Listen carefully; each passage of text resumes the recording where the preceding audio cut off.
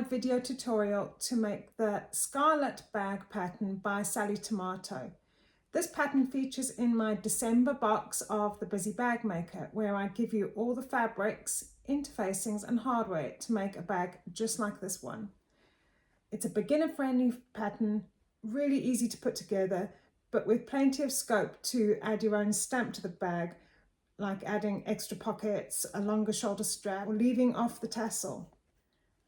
It's got a lovely curvy hobo style design with a faux leather tab and magnetic snap closure, which you can decorate if you'd like with a tassel that we'll be making as well for extra swish factor.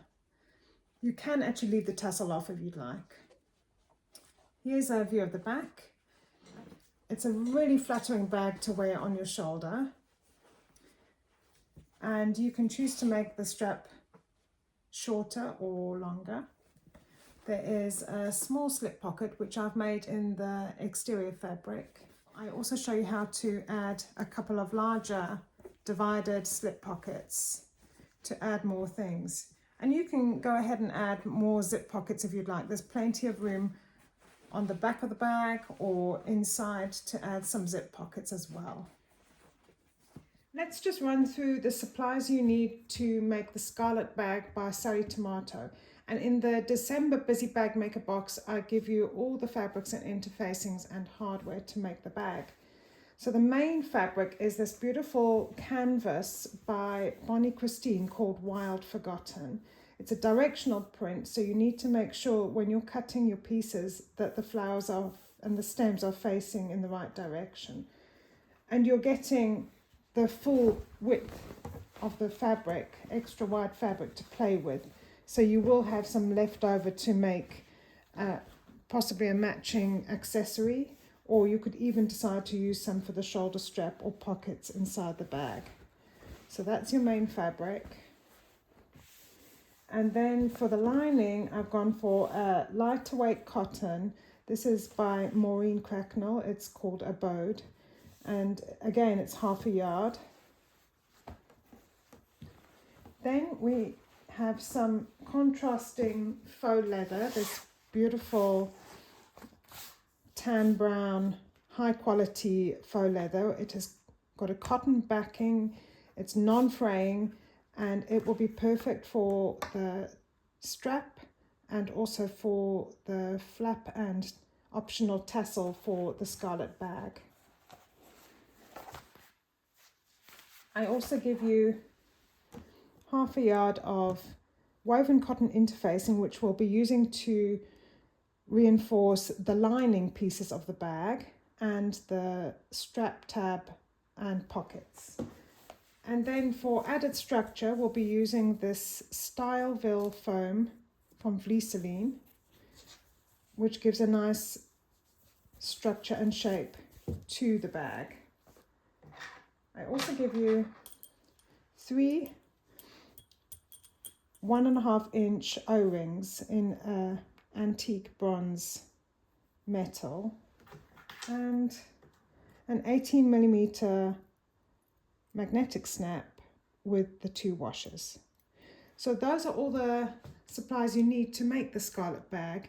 You can decide to make your strap adjustable if you'd like. You'd need to get a slider buckle for that, and also if you choose to add a zipped pocket inside your bag, you'd need to buy a zip as well.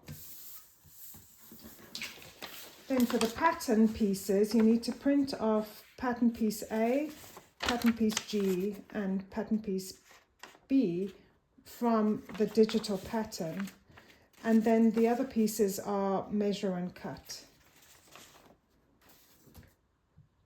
For the Scarlett bag, I also recommend a few other bag making essentials like an anti-fray glue like this Aline's Stop Fraying. It's just to help when you're installing your magnetic snap. And then you'll also need a fabric glue, a strong fabric glue for certain parts of the bag. And I highly recommend a sharp Microtex needle because of the faux leather and the layers that we'll be working with. So let's get started. So just a quick tip before you start cutting into your precious canvas, you need two of piece A on your main fabric, which you cut on the fold. So generally you would fold your fabric, place the pattern piece on the fold, and then trace around and cut it. But if there are particular flowers that you want to feature on the front of your bag, I find it actually easier to cut out my interfacing first. This is the interfacing that we'll be using on the lining pieces, and I use it as a template to cut out my exterior so that I can decide where I want the flowers to lie. And if you want to take it a step further, you can even place your flap tab in the center to see which of the flowers you'll see around it when the bag is closed. It's just a quick tip before you start cutting and then realize you want to feature a particular flower. When cutting out your faux leather for the shoulder strap, the flap and the tassels, use the suggested cutting layout in the Scarlett pattern, and you'll need to measure and draw on the back of your faux leather with a pencil or a marker. And the only pattern piece that you'll need to trace around is for your flap. In my December box, I've given several inches longer of the faux leather in case you'd like to make a slightly longer strap. When you have finished the bag, it actually does sit very nicely on the shoulder at the length given in the pattern.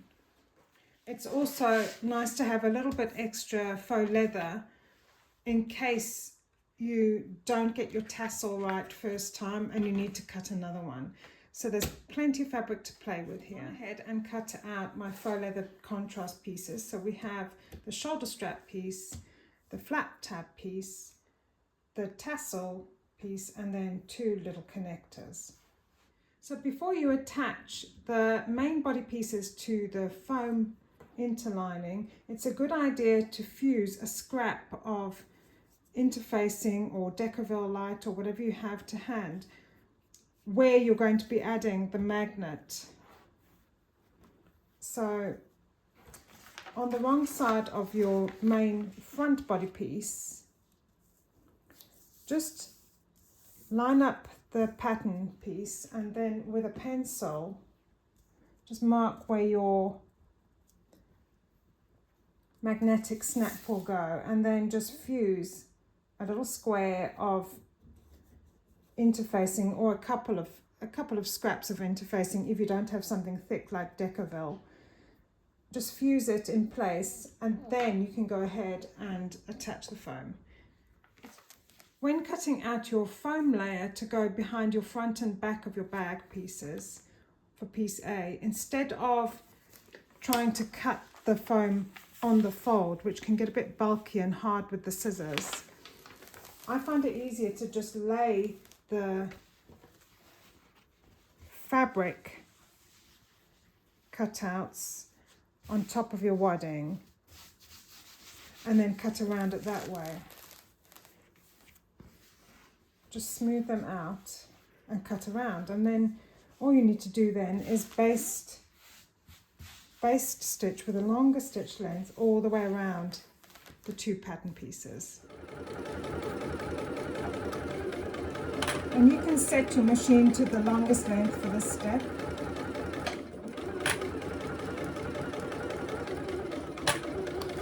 Make sure the fabric is as smooth as possible while you're going around.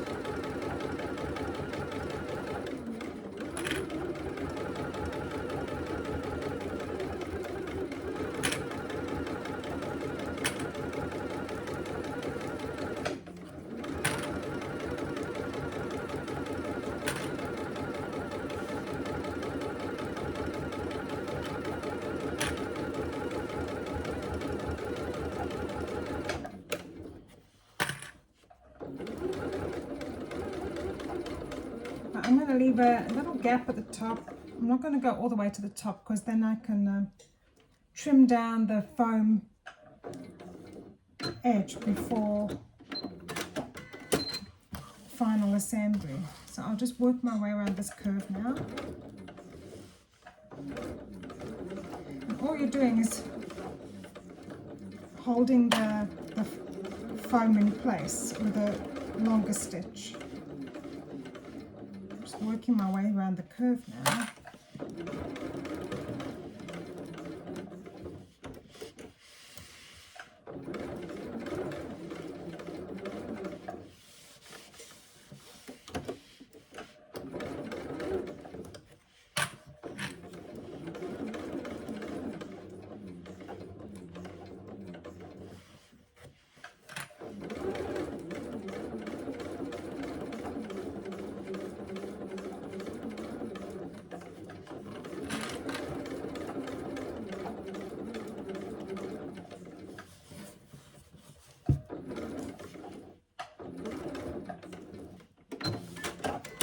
That'll do nicely. I'm just going to trim down the foam in the top corners.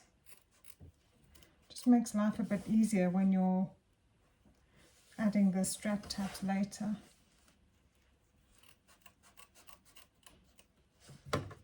Without cutting into your stitching. And then what we'll do is cut out where we're making the darts later. So with your pattern piece, take your pattern piece and lay it on top of your foam, or you can do from the fabric side. I just find it easier to see on the foam side, and then just draw where you need to cut out your darts on either side. I'll flip it over and do it on the other side.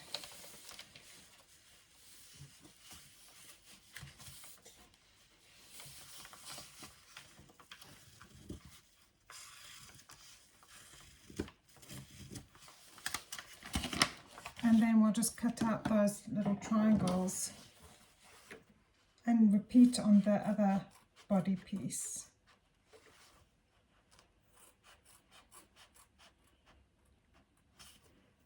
Like so.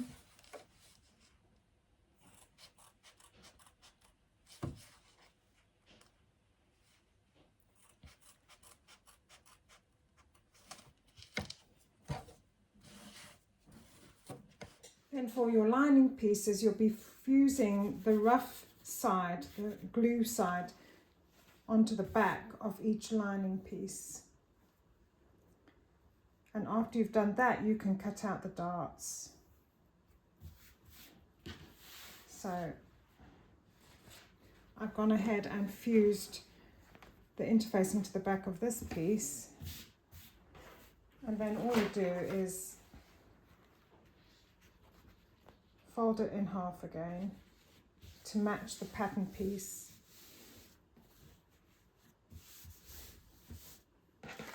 Position your pattern over the top, and then you can mark out where the dart goes and cut it out, just making sure the layers are even. And then just cut that out. And I'll do the same with the main pieces once I've basted the foam to the exterior fabrics. And there you have your two little darts. For the inside of the Scarlett bag, there's the option of adding a small pocket, and I've cut mine out in the exterior fabric just so that I can see it better on the inside of the bag, and then I've cut out the lining fabric to line it. You can also add a layer of interfacing if you wish. I'm not going to do that here because the canvas is weighty enough. I also want to add a couple of divided pockets inside the bag because you can never have too many. So I've cut out a rectangle that measures 14 inches wide by 12 inches tall, and I'll be folding this to create 2 slip pockets. So I've also cut out a piece of interfacing measuring 6 inches by 14 inches, and I'll be fusing that to one long edge of my pocket piece. That's just an option. You could also, if you'd like, insert a zipped pocket inside your bag, and there are instructions to insert a zip pocket on the Sallie Tomato YouTube channel, which I will link below. Then for your lining of your flap tab, I'm going with the exterior fabric for this as well, and I've fused firstly a whole pattern piece of the woven cotton interfacing to the back, and then I've gone ahead and fused a small square of thicker stabilizer where your magnetic snap will go. So now we're going to insert the male part of the magnetic snap to the lining side of your flap tab. This is piece B, and first of all you need to measure and mark the center point where your magnetic snap will go according to the pattern instructions. I'm using the pattern piece to mark the center point, and then you place your washer over that, where the hole is, the center hole, you place that over the mark that you've just made, and then you just mark where the slits will go.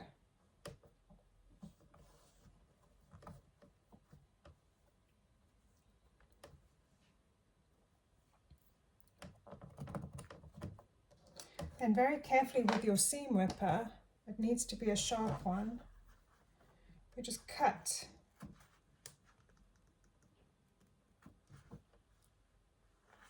where you make the slits for the prongs.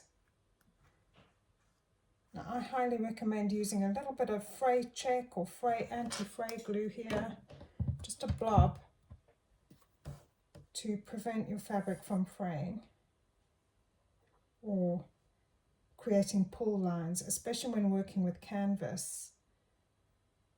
You can easily create a pull line, pull a thread when you're inserting the prongs, or if you're using a blunt seam ripper.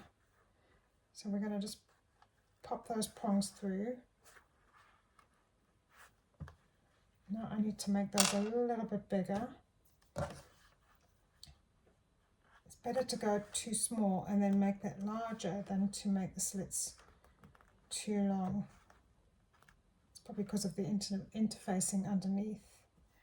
Let's try again. And it's gone through this time, that's great, looks lovely. And then pop your washer on top and bend back the prongs. I use my jewelry pliers for this part, just to get those prongs as flat as I can. There you go. And then you can add a bit of masking tape or a little bit more fleece or interfacing on top if you'd like.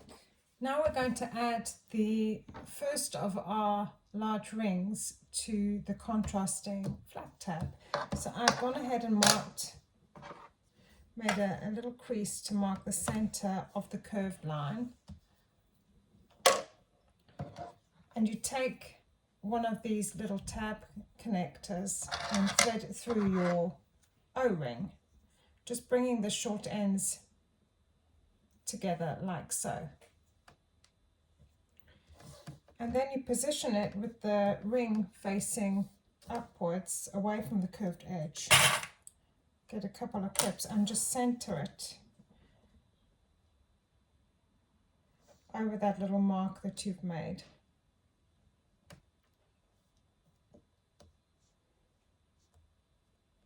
And we'll just base those down, those short edges down at 1/8 of an inch seam allowance.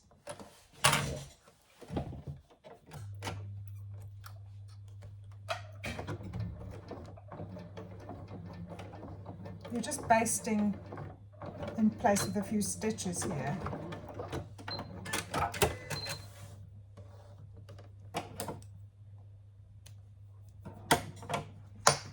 See what it looks like now?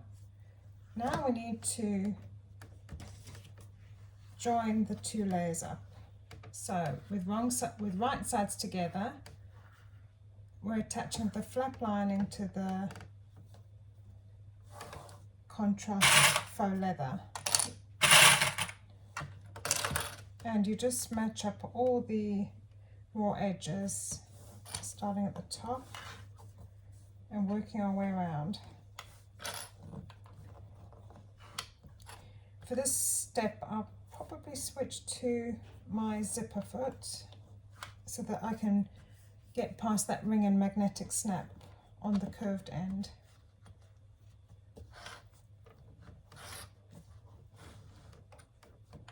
Let's just add a few clips this end.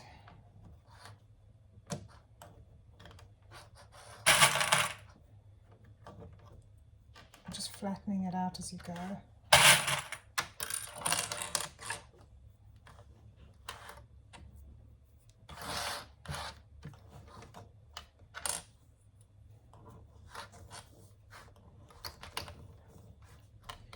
Just make sure it's smooth on both sides. So we just have to stitch at 1/4 of an inch seam allowance all the way around the long edge and the curved edge, leaving the top open to turn through afterwards.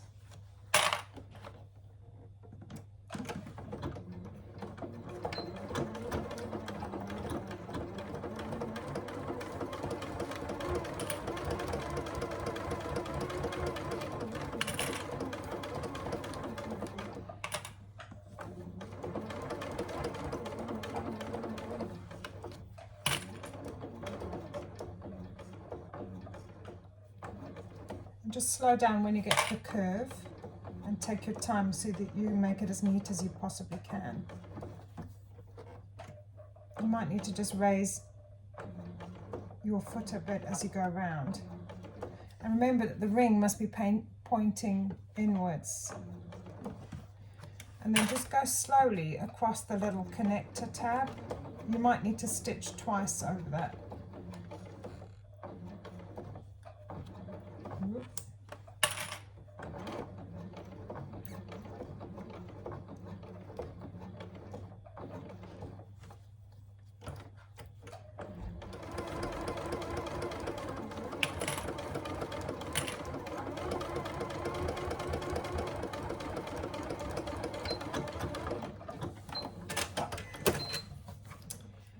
That looks good on that side, looks good on that side.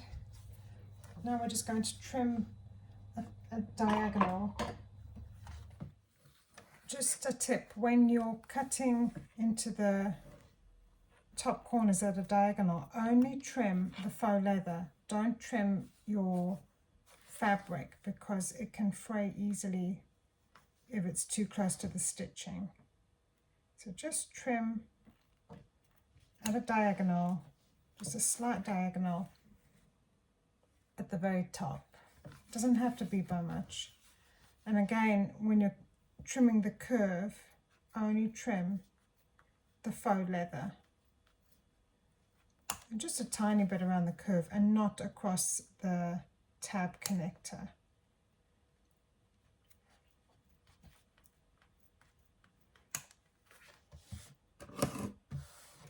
And then you can turn your flap through very gently, using the fabric and the faux leather out together and trying to get hold of that ring to pull the remaining tab through. You have to be quite careful here because the fabric is delicate. You could, of course, use your lining fabric instead for the flap if you struggle with the canvas.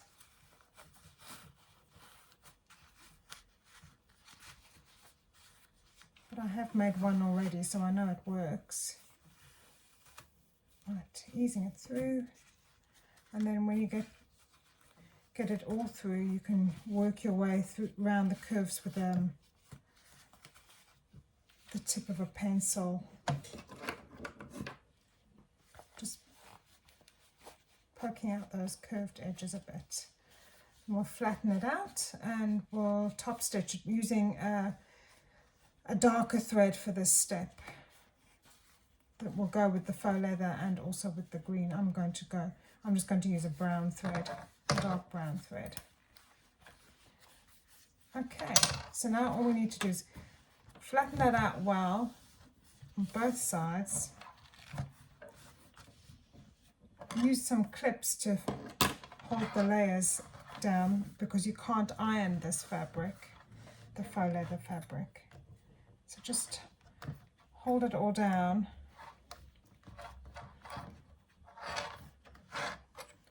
With some clips all the way around.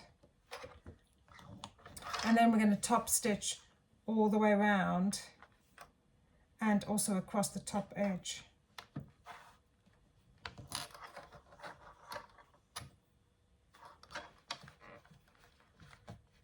So I'm kind of just rolling out the seams here to make sure they're as flat as possible. I find it easier to use a scrap of faux leather folded up first to get the level right for my presser foot before top stitching around the flap. And I'll just back stitch and then cut the little scrap off afterwards.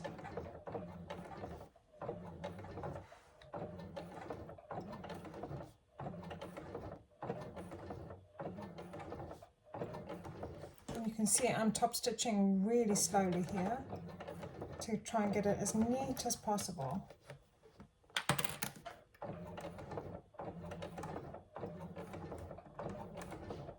I'm just taking it one stitch at a time.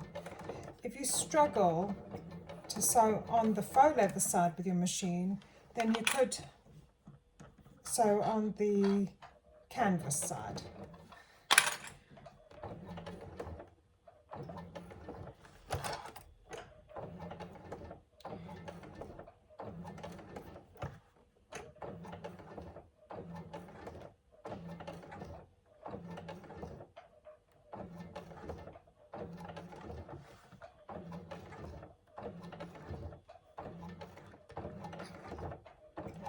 I think we're okay.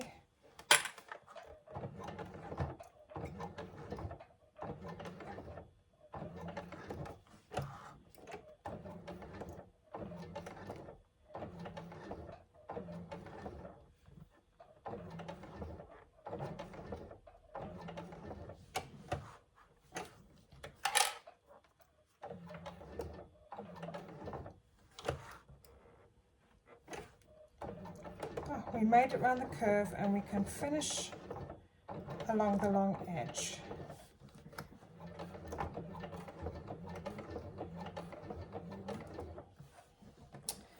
I'm going to just trim off this faux leather scrap and we're going to just sew that top edge closed.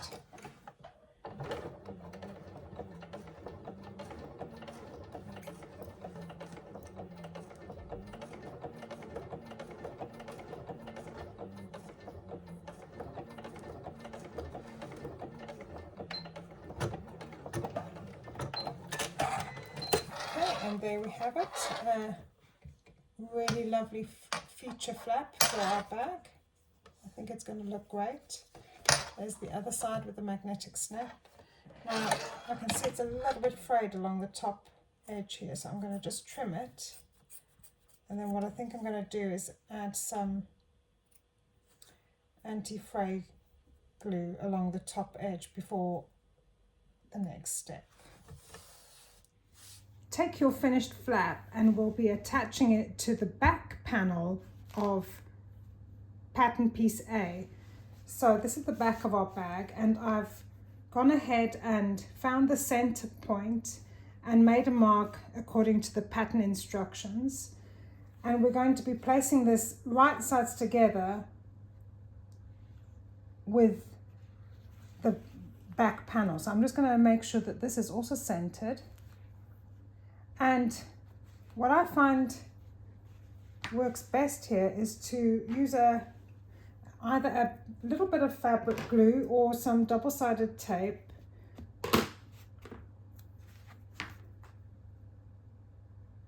just at the top here,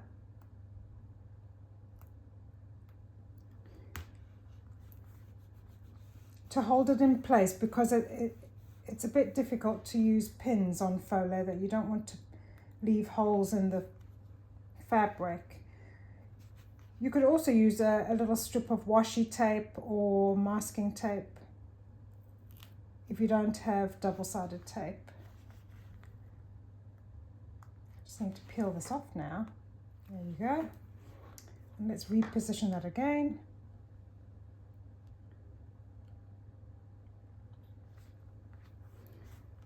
And now we need to just sew that in place at 1/4 inch seam allowance.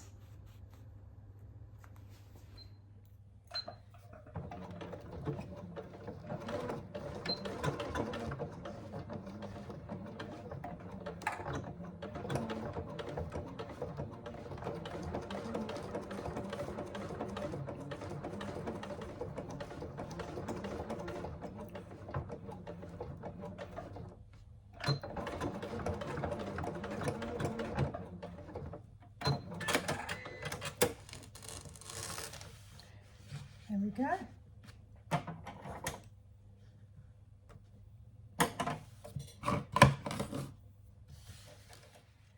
Then you smooth the flap upwards and away from your bag, and then you top stitch along the top edge just to enclose this raw edge that you have there according to the pattern instructions.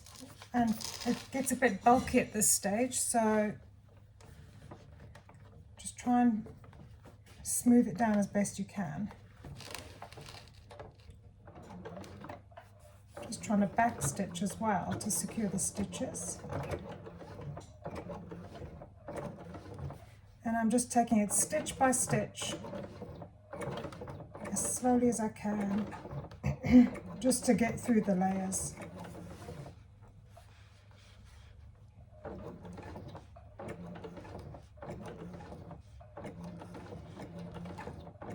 We'll see how it looks in a minute. Right.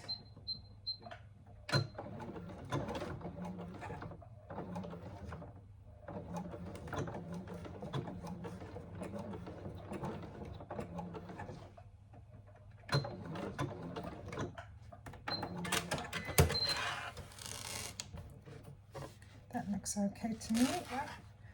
And yeah, the raw edges is pretty much enclosed now. I've actually gone ahead and sewn another line because I realized that it is a point that would exert a bit of stress on the stitching, so it's a good idea to do a double line of stitching there. Now we need to install the second part of your magnetic snap to the front pattern piece of your bag, and remember you've already fused a bit of interfacing behind there. I can feel where it is. So first of all you need to find your center by folding your piece in half and just marking that with a bit of chalk, and then from that center point you measure and mark per the pattern instructions to determine your magnetic snap placement. Just about there.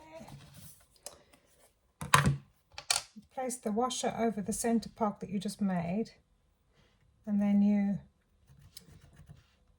again mark where the prongs need to go, and take your seam ripper and very gently cut into where the slits go, and have your fray glue at the ready.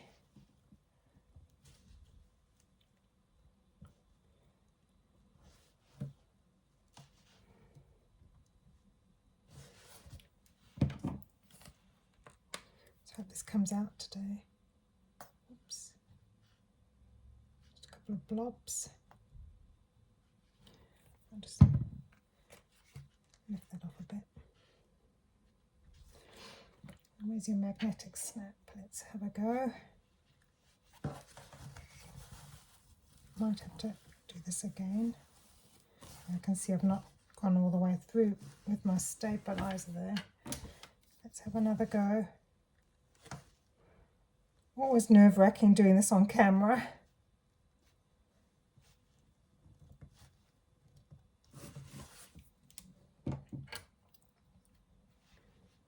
Second time lucky.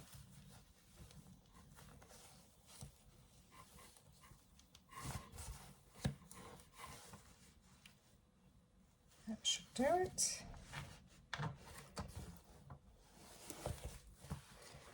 Flip it over. Get your washer ready.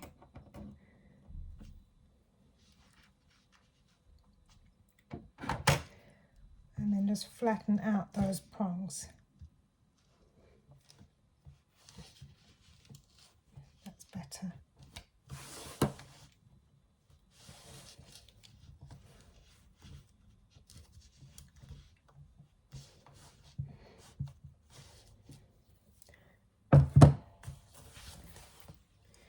That's all right now. Perfect. And I can feel the interfacing is around it, so I've done it in the right spot. And then I'm going to fuse a little bit of a scrap of Decaville over that as well to prevent it from rubbing on your lining fabric. You can use a bit of masking tape or fuse some heavy interfacing over the top. So I've fused a little bit of scrap of Decaville heavy onto the back of my magnetic snap, but avoiding the actual snap area, just ironing around it, because you can actually demagnetize your magnetic snap. Now you take your strap connector piece and at your ironing board you'll fold under the two long edges to meet at the center. And then you'll top stitch along both sides. So you can actually mark your center first and then fold the long edges to meet at that mark when you're at the ironing board.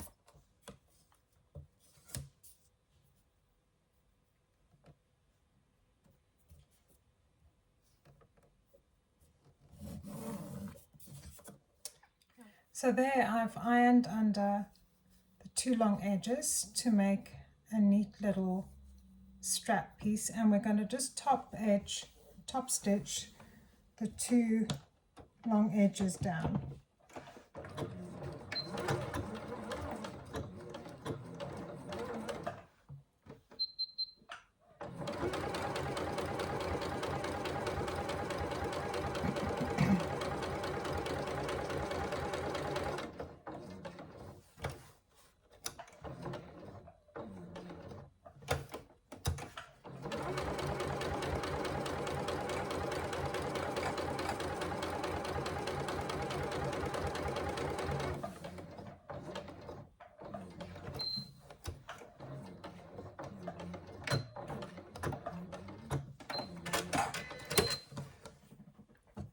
Trim my threads, trim the ends a bit.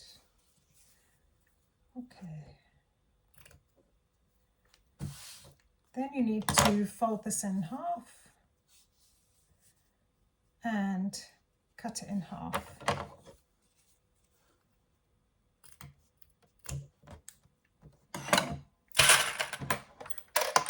Take your remaining two O-rings and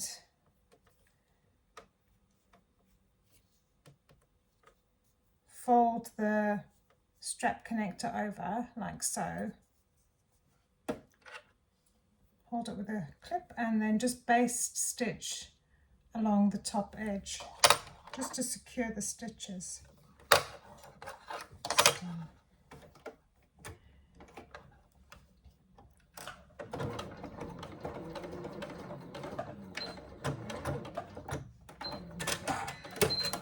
and do the same with the other connector. So now we're going to move on to the slip pocket on the inside of the bag, and I've pressed under the top long edge of the pocket piece on both the lining and the main pocket piece, and then you place these right sides together and then use clips to hold them all the way around. And we'll be sewing around the curved edge only and leaving the top edge open to turn out afterwards.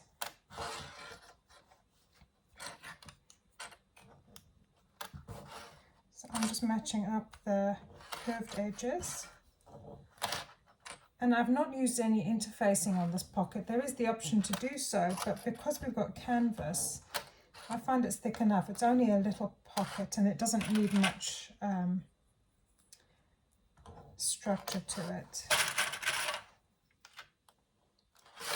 So I'm going to start sewing from one side all the way around the curved edge to the other side, making sure I back stitch at the start and stop.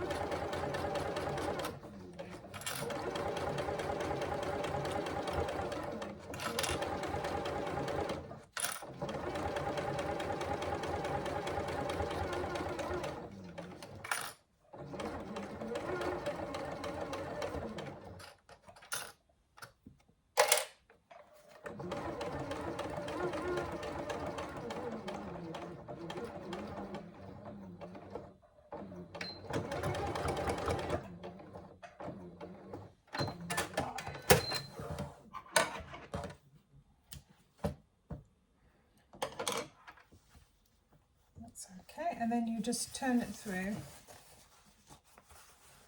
I'm not trimming down the seam because the canvas could fray.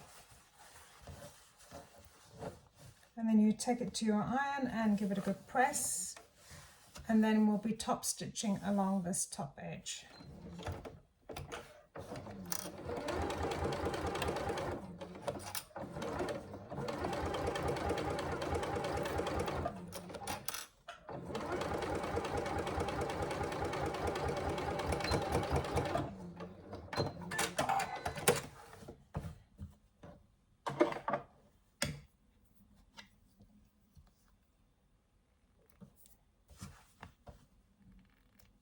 Okay, there's your finished little pocket, and we need to attach this to one of the lining body pieces now. So you find your center point of your lining body piece. Just take one of the linings and make a crease. And then you find your center of your little pocket and make a little crease. So it might be better to use a little bit of chalk there, and a little bit of chalk there. Then we're going to measure according to the pattern where it needs to sit. And then take some pins, and we're just going to be centering your pocket at that mark and pinning it in place. Actually, I could probably do this, see this better standing up. Just add a couple of pins to hold it in place.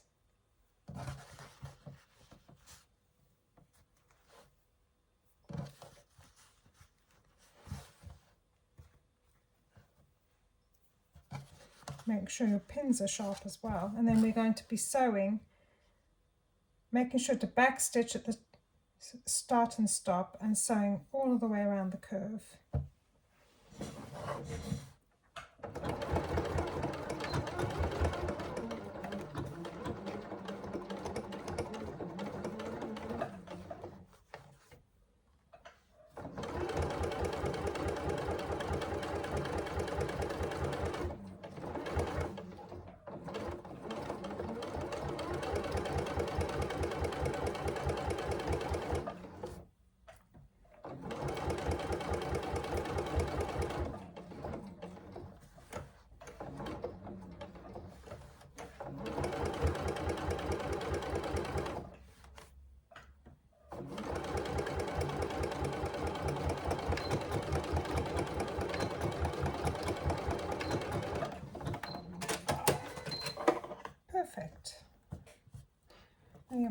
neat and sweet little pocket.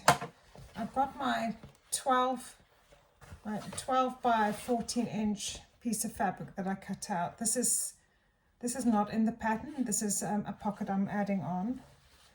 And I've interfaced 1/2 of the fabric piece. And I'm just going to fold it in half, matching up the long edge.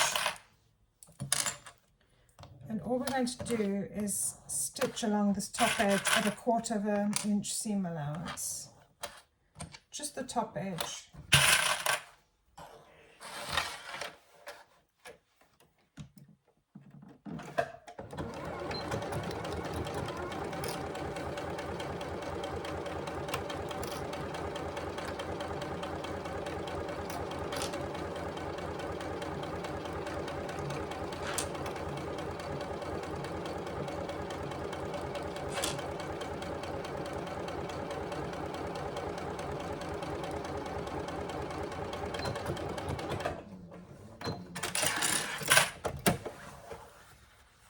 Then you reach through and pull the pocket to the right side. And I usually use a ruler or something long and flat to just ease out that seamed edge before pressing it with an iron, like so. So I'll take this over to my ironing board and give it a good press. So I've pressed my pocket. Now I'm going to top stitch just along the top edge.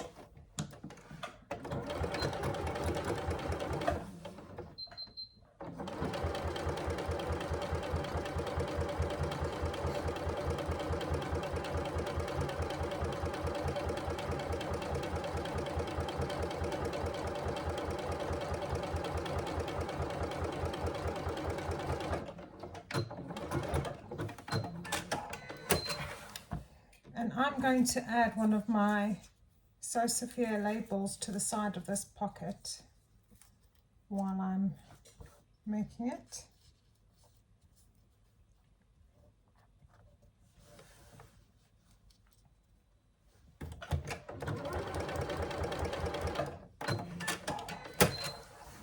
Then I'm going to just fold it in half because I'm going to divide it into 2 pockets, one for my phone and one for maybe my sunglasses or pocket of tissue, a tissue pack.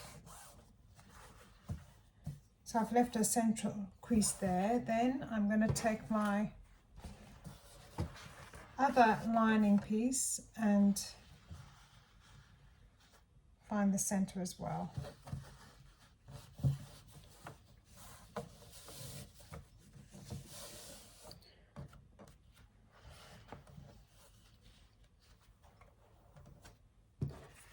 And you place with the top stitched line at the top, you place this at 1.5 inches down from the top edge, the top center of your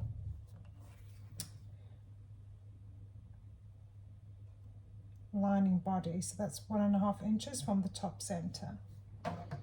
And again, I'm going to have to stand up for this bit.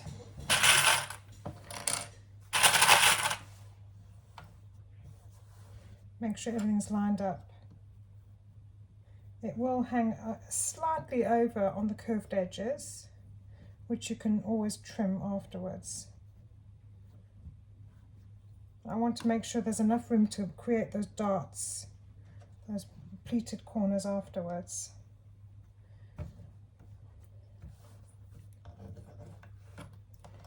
Just add a few clips down the side.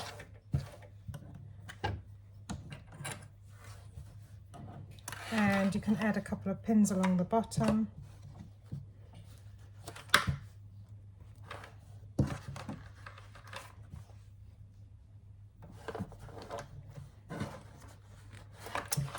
And we're going to be stitching down one short edge across the bottom, up the other side, and then if you want to divide it, which I do recommend for this shape of bag, then you can stitch along the center line as well. Make sure you back stitch at the stop and start. And if you don't want a slip pocket, you could always install a zipped pocket to this bag on the inside or the outside. I will make a note, a link to Sallie Tomato's tutorial to do this.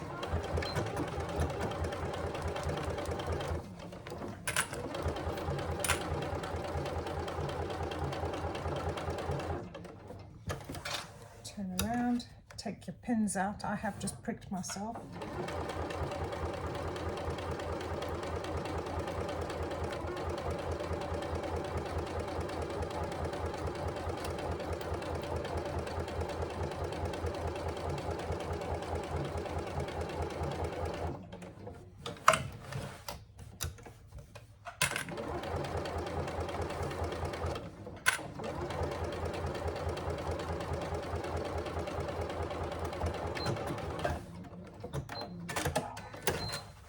Now you can just flip that over, and it's not that much of an overhang, but you could just trim the little edges peeking out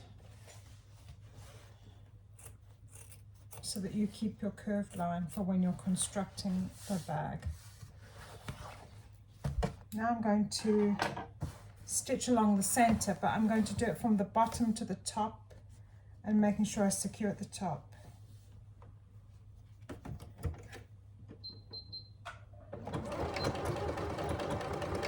You could divide the pocket any way you choose. You could make one wider and one more narrow, or have them at the same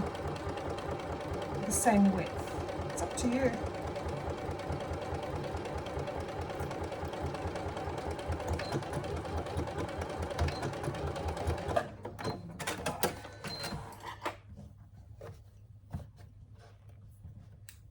So there you have two neat and sweet slip pockets.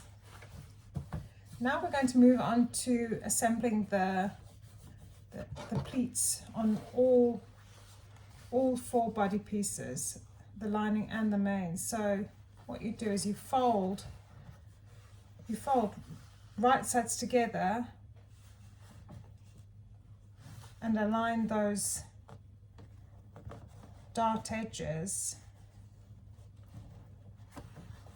and you can hold it with a clip, preferably a clip that won't break, and then you just stitch to join those two darts.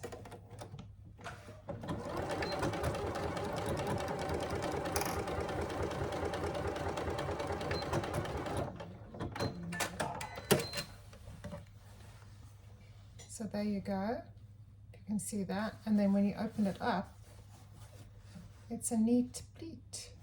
And we'll do that with both corners on both lining pieces and both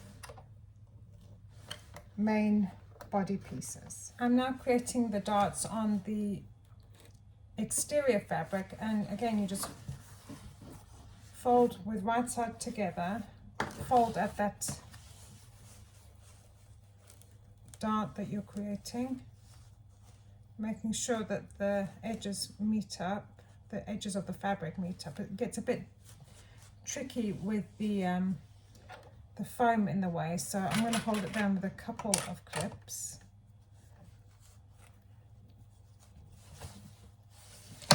And make sure it's lined up on both sides.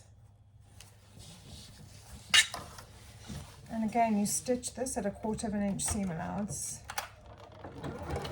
making sure you back stitch to secure your stitches at the start and stop again.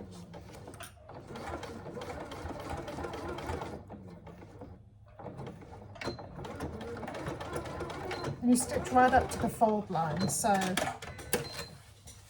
that's how it will look. And then when you open it out, you have your neat pleat. What I do for the main fabric now is I trim away the foam from the dart, not the fabric, just the foam, and not cutting into the stitching. It just helps reduce the bulk when you're assembling the bag at the end.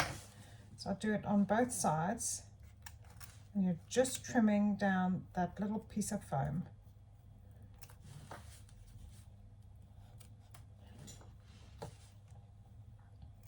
It also helps to give it a press with an iron.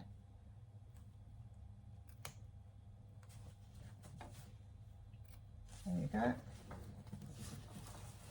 And you repeat that again with the other 3 darts on your main piece. And you can just check visually if the darts are exactly the same.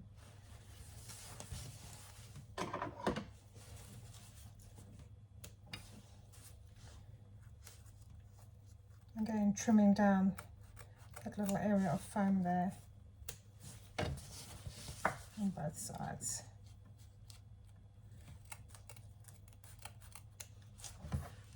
And I'll do that again with the other main body piece. It gives a nice bit of volume to your bag. Moving on to the final assembly of our bag.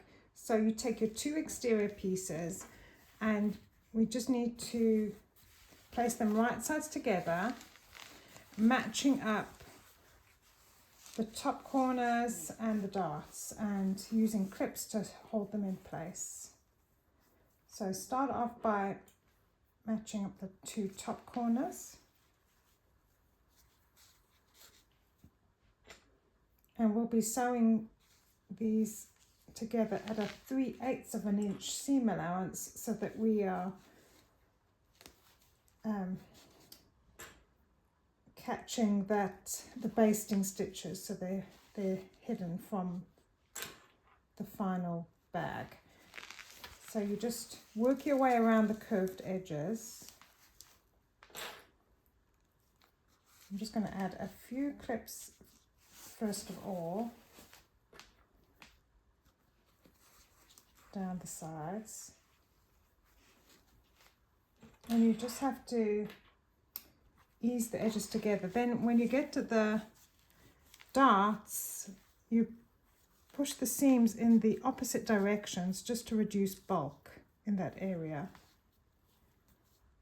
So I might just push that one that way and that one that way, and just make sure the darts line up nicely on the fabric side,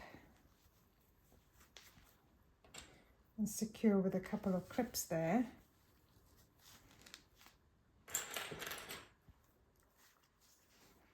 And just double check that the fabric's touching, not just the foam.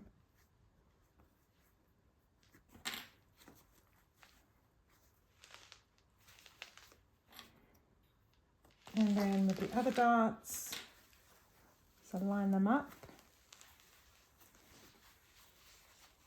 A bit harder to see with the darker fabric. So you line them up, and then you push the seams in the opposite directions, and then you kind of just nest the 2 layers together, following the curve.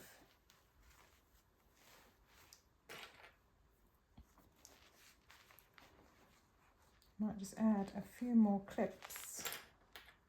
You never have too many clips at this stage, because you want the layers to stay secure. And then let's work around the bottom.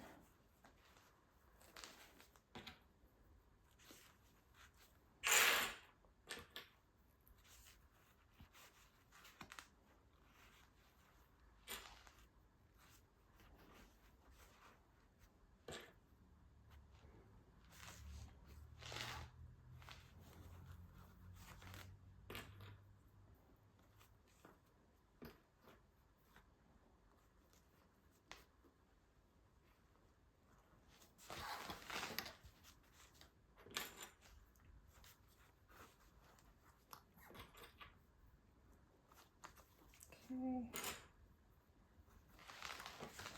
Just check everything lines up, and flip it over. Just check the other side as well. I might just add another clip here.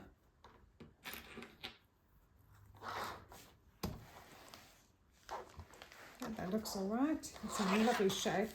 Make sure your flap is tucked well in, and we're going to start from one corner, top corner, and work our way all the way around to the other top corner at 3/8 of an inch seam allowance.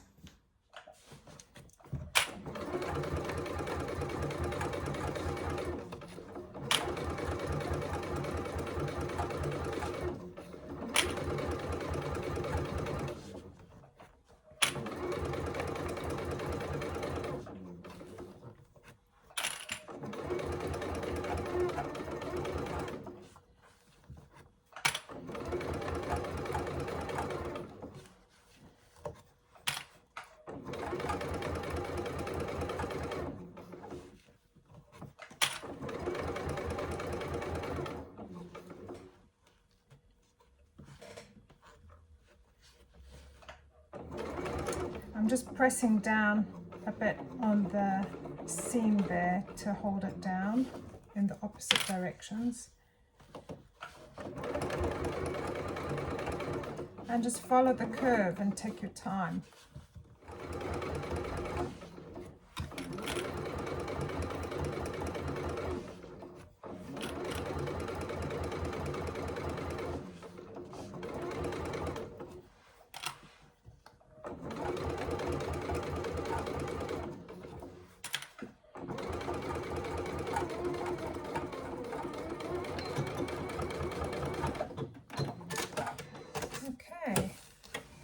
And you can see that it's just beyond the basting stitches, so those are caught in the stitching. Ooh, we are almost done now. Don't be tempted to trim down your seam allowance here, because we're working with a canvas and it can fray, so you don't want to get too close to the stitches. Now you can just turn this right side out to double check you're happy with the stitching.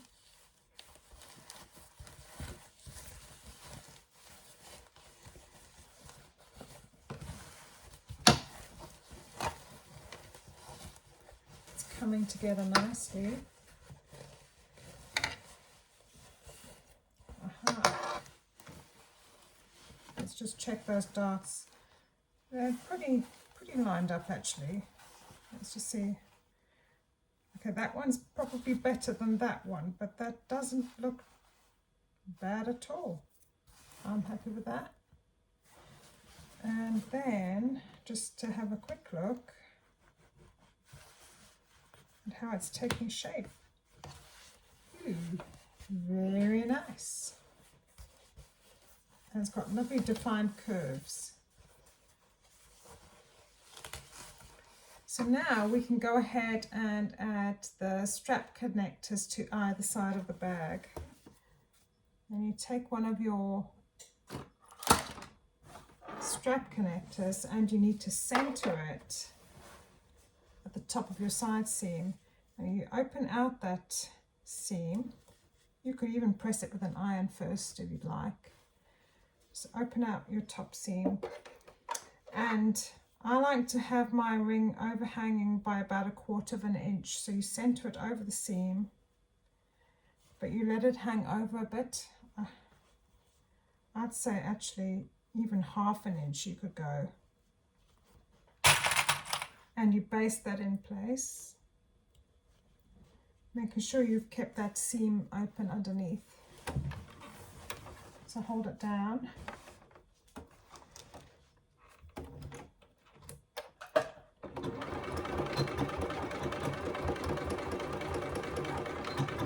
And I'm just going to back stitch a bit there as well. And don't be tempted either to trim this. You want to catch that in your top stitching at the end. And just trim that thread. And we do the same with the other side. So at the top where the seams meet, just open them up, flatten them out, grab your other ring and place it on the outside of your bag and centered with a little bit of overhang there.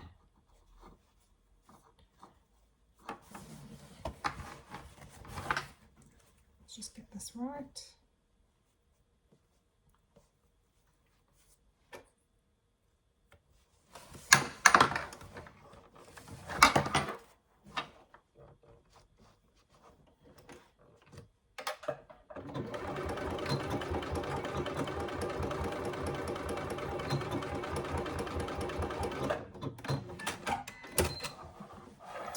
So there you've got your two strap connectors ready for the shoulder strap, which we'll be installing at the end. Now we can move on to assembling the lining. So you assemble the lining in the exact same way as the main bag, starting at a 3/8 of an inch seam allowance, and then when you get to the curved part, you gradually shift to 5/8 of an inch seam allowance, just to help reduce the bulk and prevent a baggy lining at the end.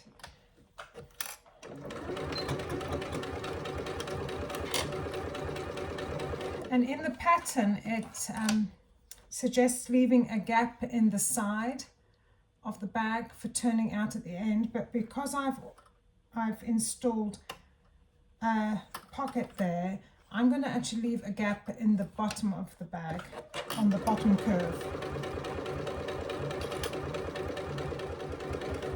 So now I'm coming up to the curved edge. I'm just going to increase my seam allowance to about 5/8 of an inch.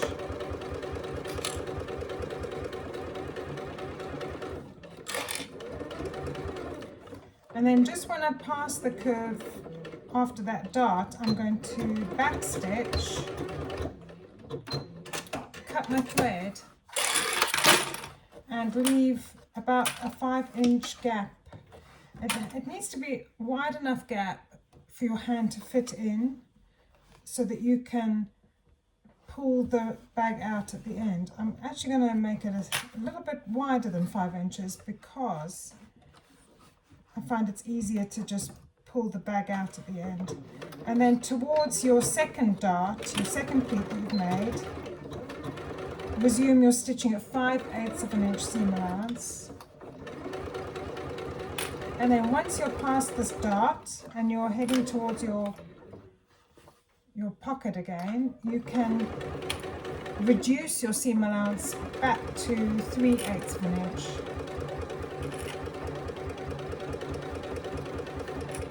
You can always use some chalk to mark out your seam allowance if you're worried that you're not going to be able to keep it as you're sewing.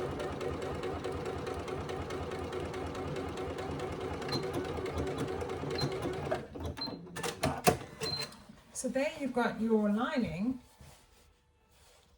with your pockets, and we've got a nice gap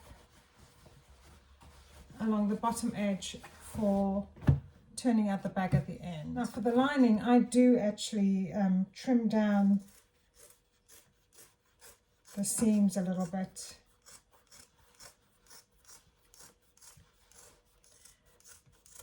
Just all the way around, but when you get to the gap, don't trim that section because you'll need to fold it under. So just after the gap.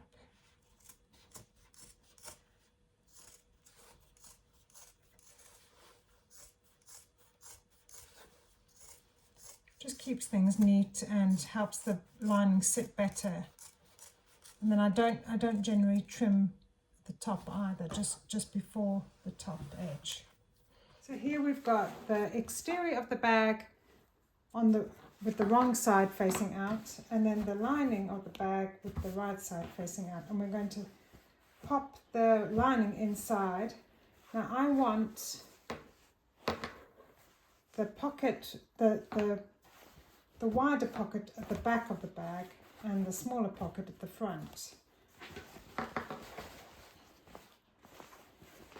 So just push it right inside, and we need to move further away here.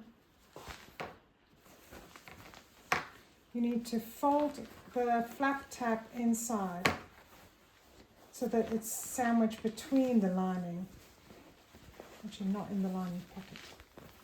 So fold the flap inside and fold under the side strap connectors. You don't want them caught in the final stitching. And then you just, you can see here, you want to match up those side seams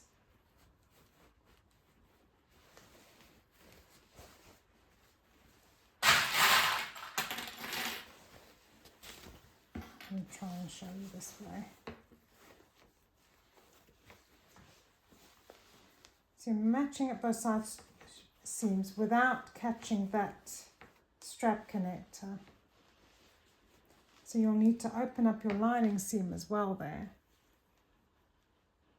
to reduce the bulk. There you go. And center it as best as you can. I'm going to add a couple of clips there.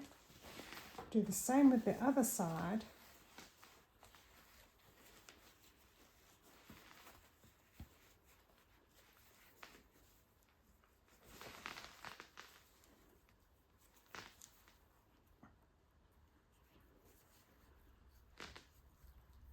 And centered over that strap connector. You can see that it's centered by just looking on the exterior. Add another clip there. And then you work your way around the top of the bag, just bringing the layers together.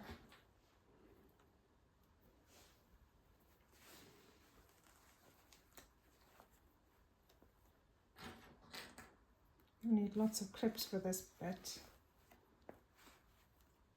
Just lining up the raw edges of the lining, the top lining and the exterior. And then we'll be stitching the two layers together per the pattern instructions.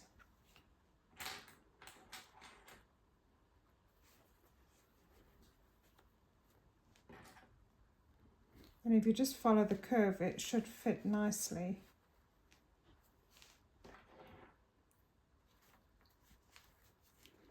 Just got to manipulate the fabric around a bit and make sure the layers are smooth with no pleats.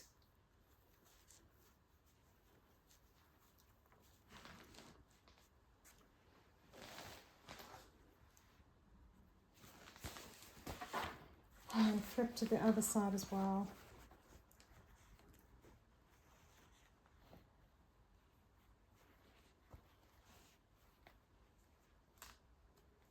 And do the same this side. And then we can take this over to our machine and sew all around the top edge of your bag. So I'm back at my machine and I'm going to sew all the way along the top edge at 1/4 inch seam allowance. Just following the curve as you go around.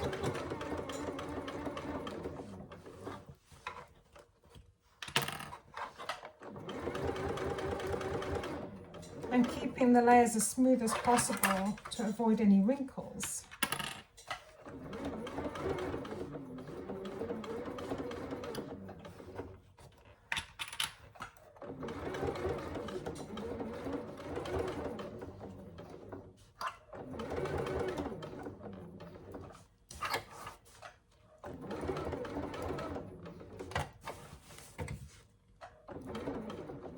And make sure that you hold the rings out of the way. You don't want to catch them in this final step.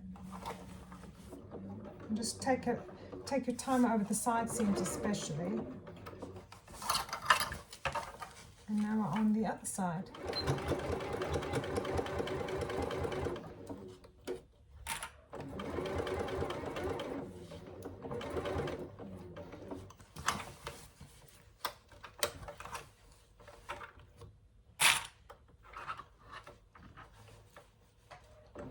You feel that the flap is trying to push in the way, so you've got to make sure it's firmly down inside the bag.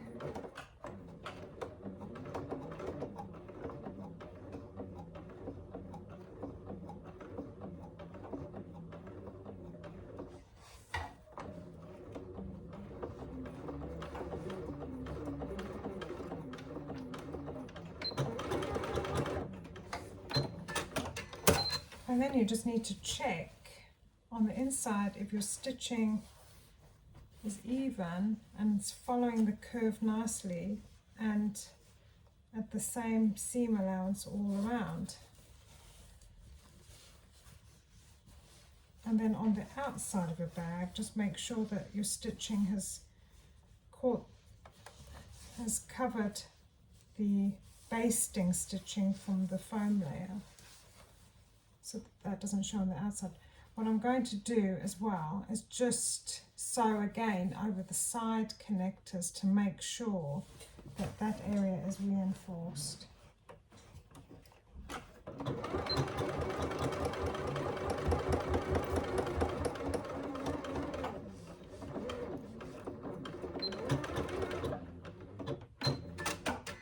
Okay, and then the other side.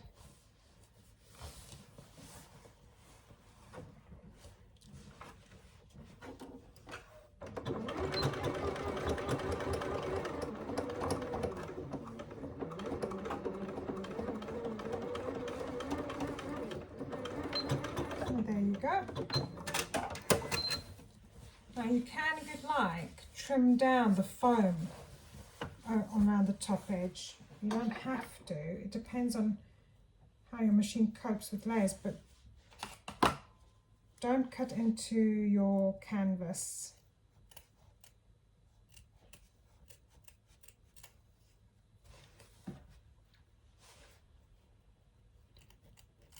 So you're just cutting the foam away from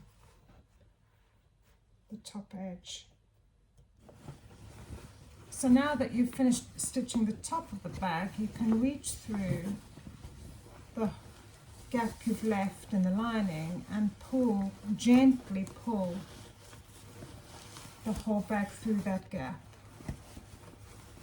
And you have to really ease it out slowly and gradually here.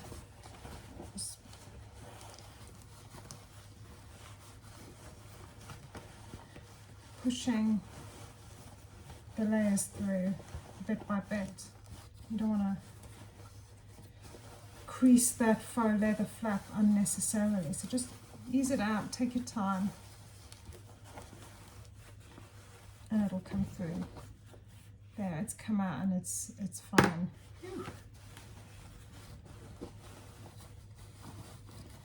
Now I'm not going to stitch the gap in the lining closed just yet. I prefer to give the whole bag a press. Give the whole bag a press. Make sure the lining is well inside the bag and top stitch along the top edge. And only after that will I actually stitch that gap closed. But it's looking great. Just push all the layers down. Yeah, you definitely need to give it a really good press, avoiding the faux leather when you're ironing. I'm going to press around all the edges. And if something feels too bulky, you may need to, especially on the side seams, you may need to turn the bag wrong side out again and just trim down the seams a little bit, put down the foam. Okay, so we're getting there. It's looking really good now. And we're on the final step. Okay, so I've given the bag a good press along the top edge and used clips to hold the top seam in place as flat as possible before I top stitch. And you top stitch at 1/4 inch seam allowance, and just make sure you stitch twice over the strap connectors to reinforce that area, and also avoid getting your rings or your flap in the way. And I've removed the free arm of my machine for this step. It just makes it easier to work around. And at this point you really need to make sure you've got the sharpest needle.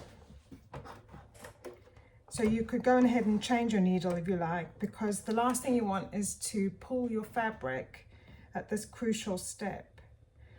I've got a darker thread for my top stitching, and then a lighter thread which will show on the lining side. So the lighter thread is in the bobbin.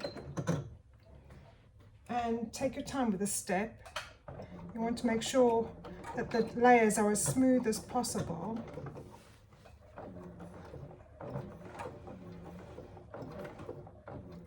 And just slowly work your way around the curves.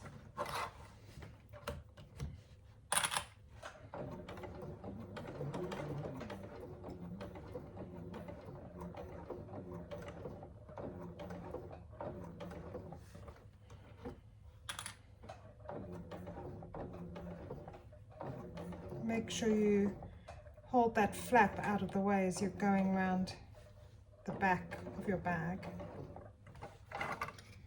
I'm coming up to the second strap connector, and it is a bit bulky there, so I'm going to be going over it really slowly.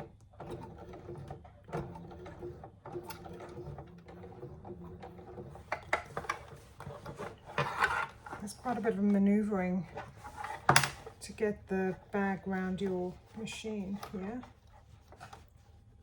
We're almost done.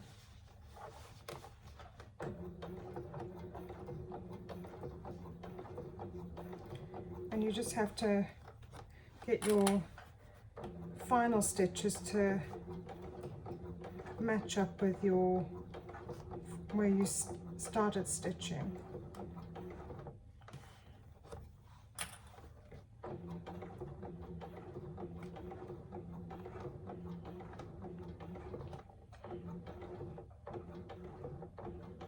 Whew, almost there.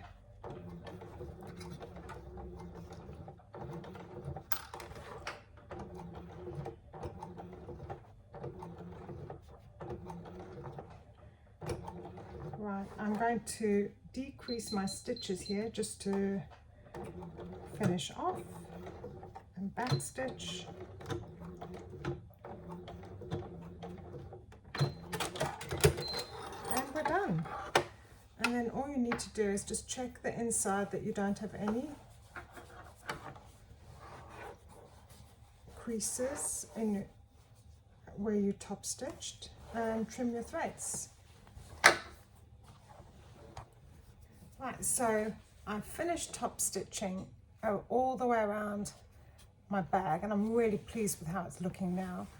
And all that remains is to pull out the lining and close that gap up. And you can do it by hand, or I just do it by machine. And just press under the seam with an iron, which I've already done. And then just hold the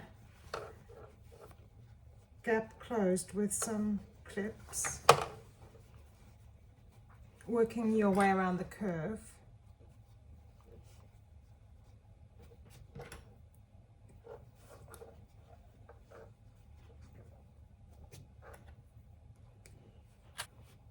Okay, and then you just stitch to close the gap.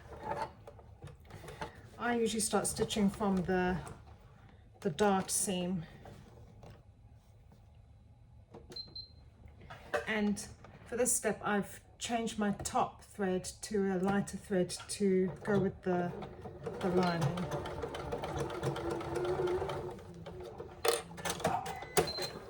And there we go. The bag is finished, and all that remains now is to sew the strap and make the tassel. I'm just going to trim these threads. You can give the lining a press if you'd like, and then you just push it back down into your bag.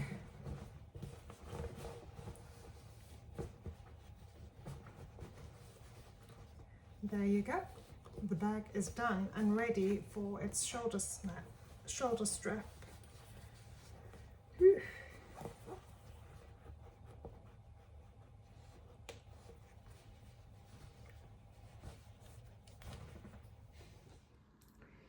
Moving on to the shoulder strap, you take your faux leather piece that you've cut out according to the pattern instructions, and then you fold wrong sides together, aligning the long edges and secure together with clips, or you could use double-sided tape if you wish.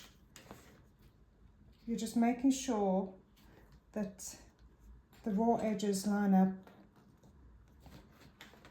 and placing clips as you go. And you can press it down firmly with your fingers to hold down the fold.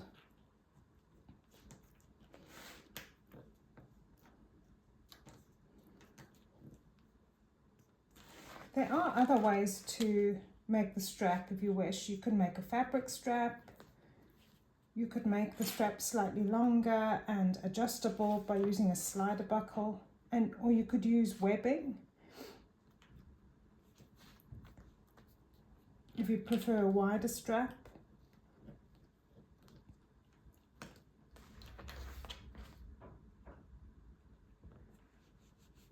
And this is a non-fraying faux leather, so it works well for a shoulder strap with raw edges. I'm not even folding under the short ends, there's no need. I'm just going to finger press it really well.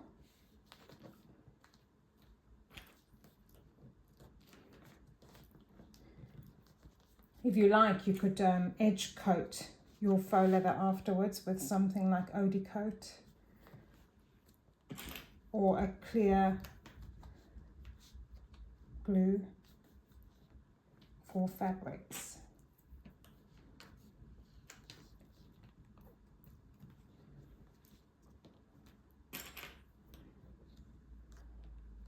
Let me just reposition these, maybe add another one.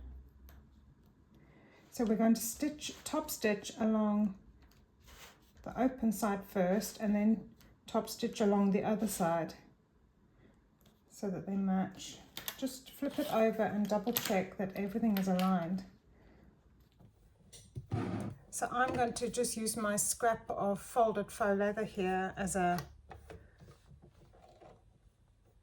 lever to get the right level and prevent any nesting from happening. So I just start stitching off on my faux leather piece and then bring it in line with the strap piece.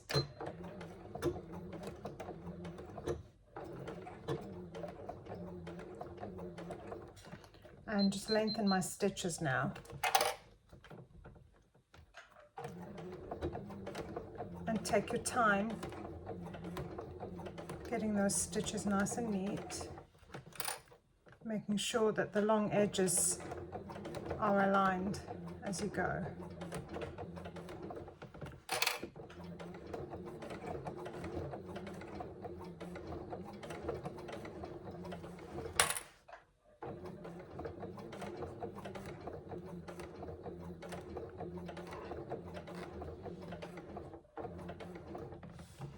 And I'm just going to sew across the short end as well to get to the other side. And then pivot again. We can trim off this little piggy.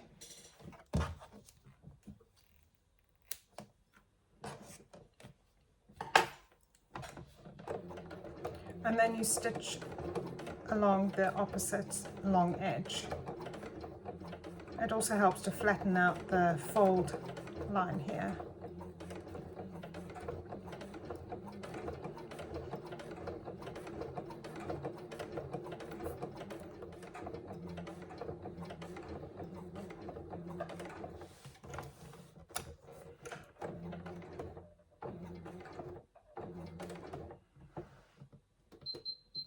And then for the last bit, stitching off, I reduce the stitch length before running a couple of back stitches to secure the stitching in place. Okay, so our little strap is done. Just need to trim the threads.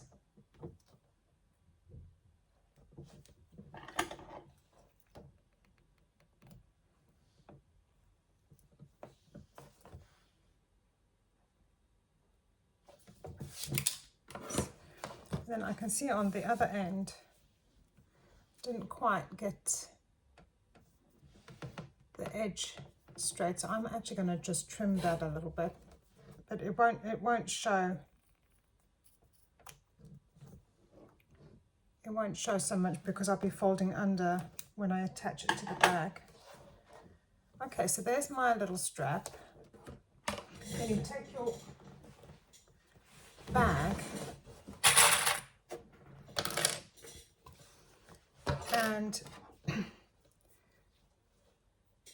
making sure you don't twist your strap. In fact, I like to have the folded edge showing on the front of the bag. So you thread it through one of the O-rings and just extend it by about an inch under. You can use rivets at this point if you have them, but you can also stitch across this faux leather. So I'm just going to hold those in place with a couple of clips and making sure that they're nicely aligned. And then you do the same with the other side. Thread it through, making sure it's not twisted and that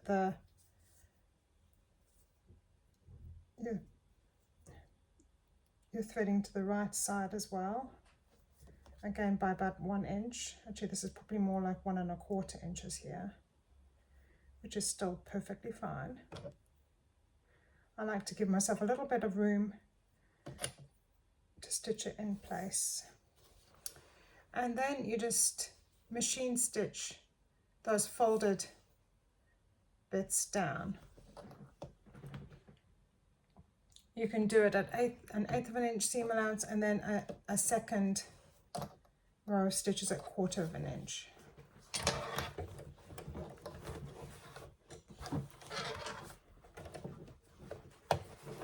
It takes a little bit of maneuvering here to get it under your presser foot. Remove the clip. Actually, I'm going to use my little piggy again. Where is it?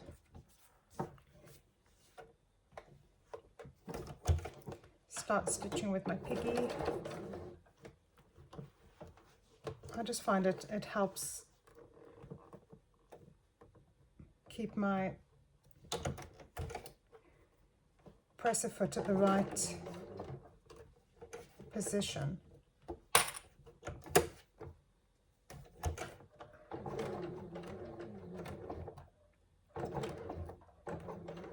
And then you make sure you back stitch to secure those stitches before continuing. I need to lengthen my stitch length now.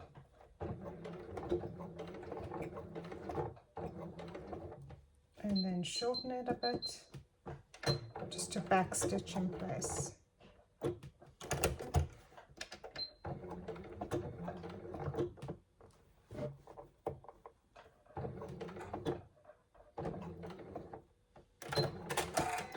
Okay, so I've done 1 row of stitches. I'm going to do another row. Get my piggy back.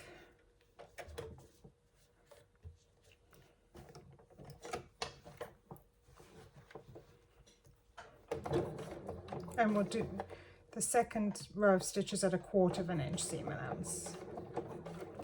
Just lift up my presser foot and back stitch.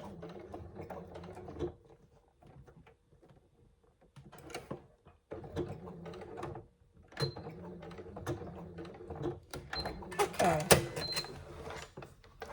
And then you just trim your threads to secure.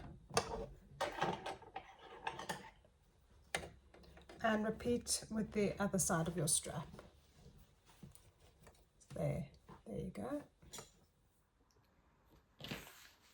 You have the option of adding a tassel to the front O-ring if you'd like.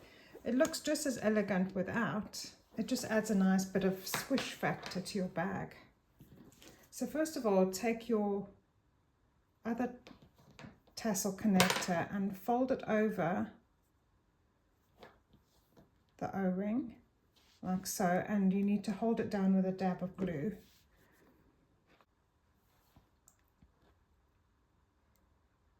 And a small dab of glue, not not too much, just enough to hold the tab down, and making sure you don't get it on your fingers in the process.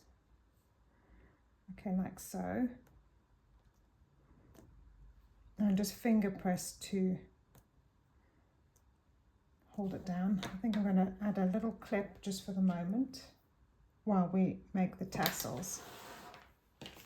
Then you take your piece of faux leather and on the top short edge measure down the mark per your pattern instructions and draw a line. And then you can choose if you want a really narrow tassel or thicker, and you need to mark your lines, your cutting lines, per the pattern instructions.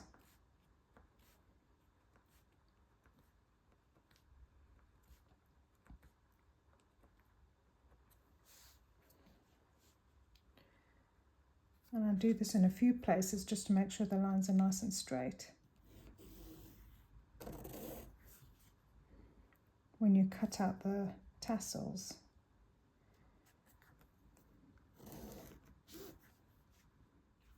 Once you've drawn your lines, then you just have to carefully cut up to that line that you made at the top. Just up to there.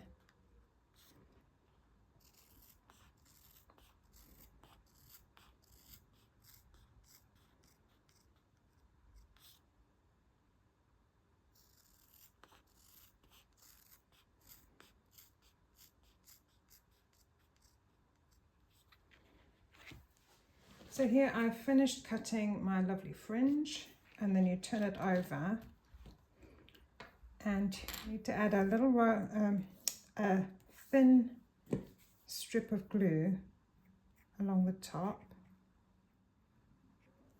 Okay. Then you position your tassel, align it with your strap tab on the left side.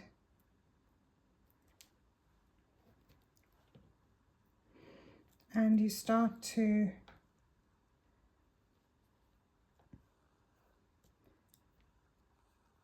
fold your fringe over.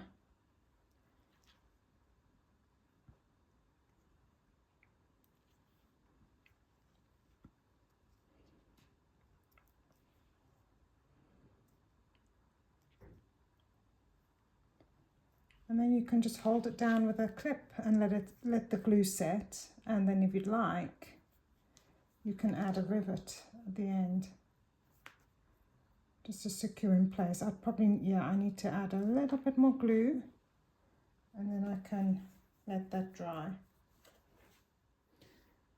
Okay.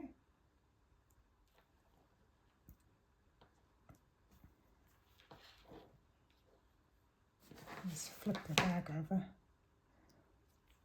Yeah, you want to make sure that that top edge is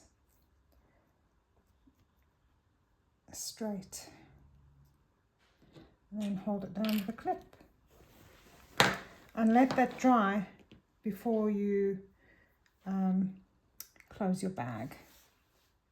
And just a tip, if you're holding your tassel down with a couple of pegs, don't leave them on for too long, just enough to let the glue set a bit, because otherwise they can leave a mark on your faux leather afterwards. If you didn't get my December box but you'd like to sew a bag just like this one, you can grab my link to the Scarlett bag pattern from Sallie Tomato in the description below.